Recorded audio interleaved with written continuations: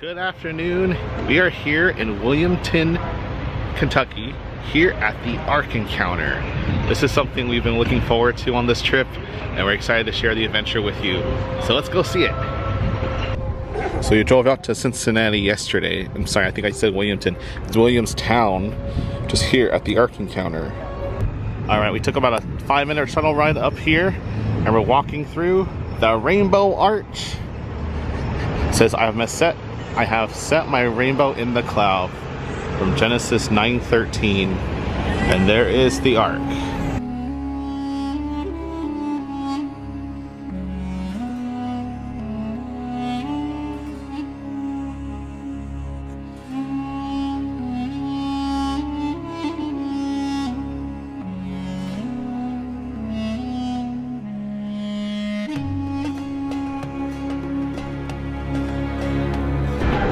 Winding our way up and down this entrance to finally get in.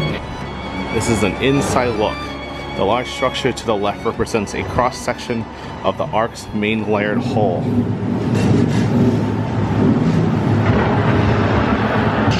And now we're in.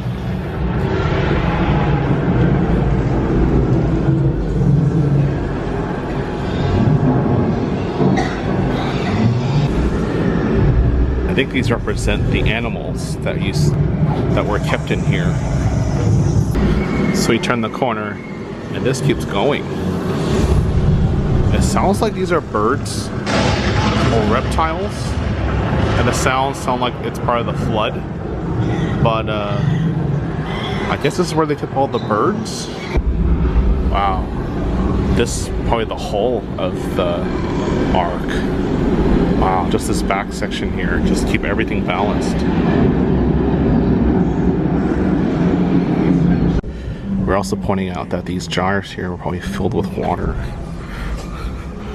so no one in his family can drink water. We found the sign, and according to the sign it says small animals. Dropping slotted floors in the cage combined with a series of angled trays placed beneath them would move the waste of many animals to a collection tray at the bottom. In the small feeders, Noah's family may have used an automated process to handle many of the responsibilities related to animal care. Food and water systems could have been used to contain several days worth of nourishment for these animals. So it looks like you put the food in there and they gradually ate it through the little tube. So we're moving from the small animals and the display here of Noah's family.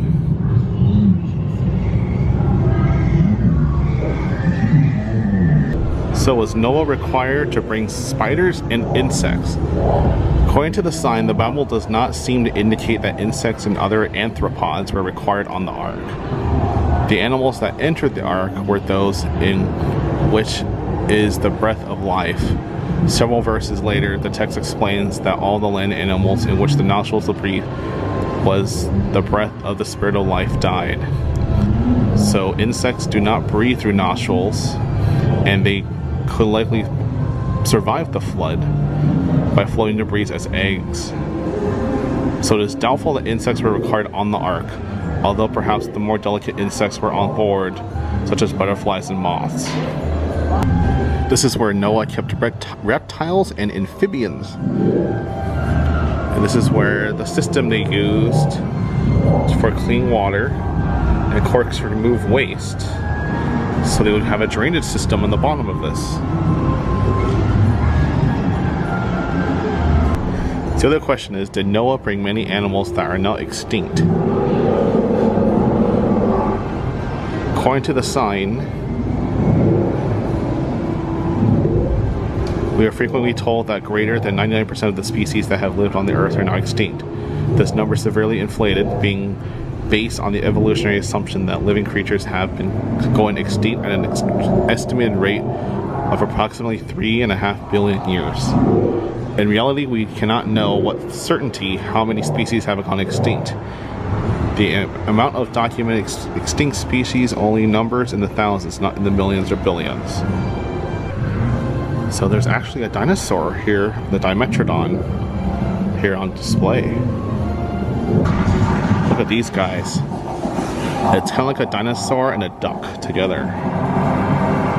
So this is another good question. How did freshwater fish survive? According to the science, since the oceans became saltier every year, the water during the flood would not have been the same as salty as today. So, they may have survived the flood without coming onto the Ark. Did you know there are 85 kinds of dinosaurs on the Ark? On the other side, they're showing bears here. Hi, Big Bear. There's a question here on the sign. How did Noah keep polar bears cool? There are two major problems. Polar bears do not need to live in a cold climate. So even if polar bears were on the Ark, there would not have been a need to keep them cool. Second, this question assumes that polar bears were on the Ark, but they were not. Polar bears are the members of the bear kind. The two bears on the Ark were ancestors of many bears on the world today, including polar bears. Here where they stored the bats. Alright, to give you a scale of how big this is, we just came down there, the bears were down there, here are the bats, and we're going down to the opposite end of the Ark, way down here. So how large is the Ark? God told Noah to make the Ark 300 cubits long, 50 cubits wide, and 30 cubits tall. But according to modern measurements, we don't know what a cubit Noah used. So without doing all the math and everything, this Ark is 85 feet wide, 510 feet long, and 51 feet tall. So the Ark cubit they used was one Ark cubit is 20.4 inches. Alright, so we just finished deck 1. Now we're going to deck 2. So up here on the second floor, we're greeted with the 7 days of creation, along with imagine a perfect world. That God creates a perfect world with Adam and Eve, and then it fell. The serpent said to the woman, "You will not surely die."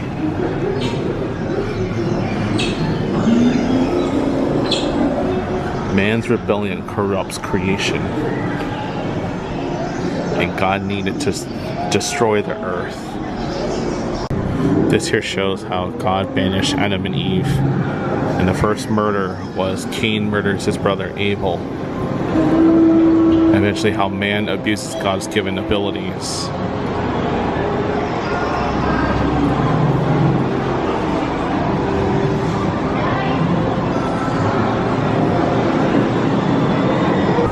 Here's some more animals. There's some alligators, and then some hyenas, and an otter looking thing, and some sea lion otter looking things as well. Alright, we're going to check out the Kids Spooky Animal Encounter.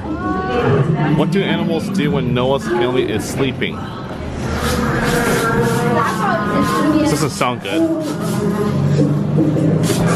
What's in here? Oh. Oh, what is that? What is that? Okay, that was fun. Here are some rhinos. But here's the question. Were unicorns on the Ark? Okay, here's some giraffe. But you notice they're shorter, so they're younger. So here it answers another question. Were there dinosaurs on the Ark? According to the Ark Encounter, yes. Here's a Tyrannosaurus Rex. I've never heard of this animal, the Anisodon.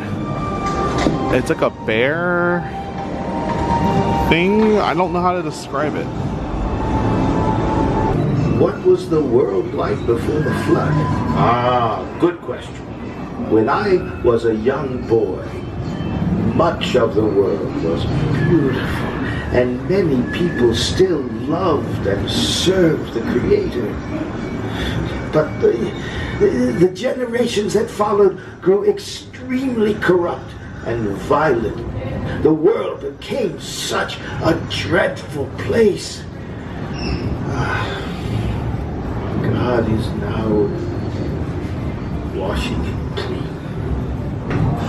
So this is showing Noah's woodworking abilities. And obviously God chose Noah to build the ark because of his woodworking proficiencies.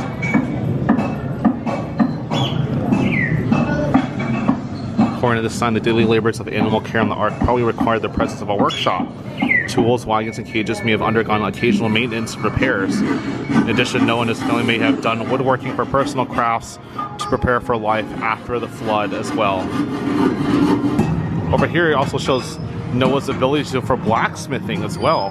Noah and his family may have worked with metal while on the ark to maintain tools and wagons and other equipment. A small forge like the one depicted here would be allowed for them to make personal projects and crafts implements after the flood. This is your section, the fairy tale arc, about all the books about Noah's Ark. Wow! Fairy tale arc stories often focus on cute animals on a fun boat ride. That's fun though. Look how fun they are. So over here is the door of the ark, where all the animals came in by twosies.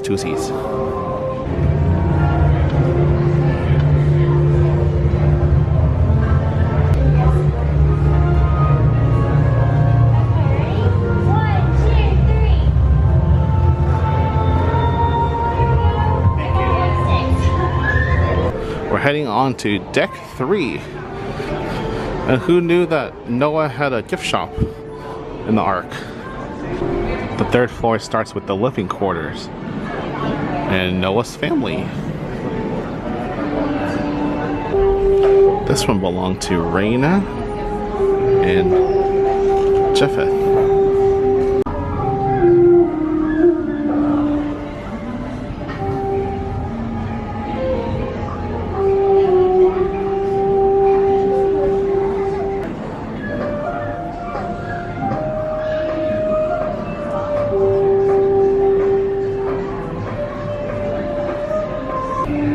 I guess this is all the vegetables they had here.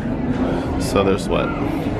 Garlic, lettuce, purple lettuce, some melons of some sort.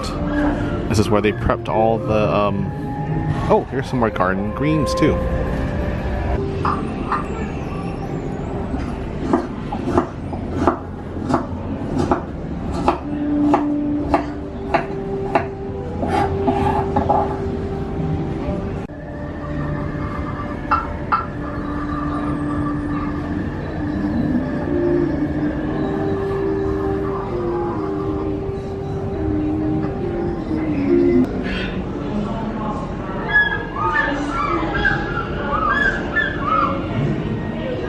This is where Noah kept all the birds in these cages. According to Genesis 8:11 states that the dove came to him in the evening with a freshly plucked olive leaf in her mouth, and Noah knew the waters had receded from the earth. He waited about another 7 days and was sent the dove out again, but did not return to him anymore. And like any attraction, you exit through the gift shop. Well, that includes our day here at the Ark Encounter. We really enjoyed seeing all the displays. If you come here, there's a lot to read. What was your favorite part? The animals. Of course, the animals. We saw some of our favorites and learned about some new ones as well. I really recommend the Ark Encounter here in Kentucky. Thanks for watching. On to the next one.